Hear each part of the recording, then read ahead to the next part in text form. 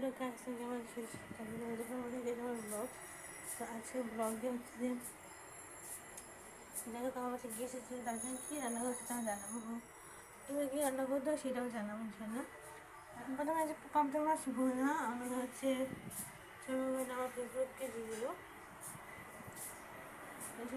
Chicken দেখা যাক। পাবদা মাছ ভুনা, তুমি মাছটা একটু ভেজে তাওয়াতে একটু ভেজে দেন, যদি ভুনা করে দেখতে ভালো লাগবে। গরুর গোস্ত একটু ঝোল সহ রাখা হয়েছে,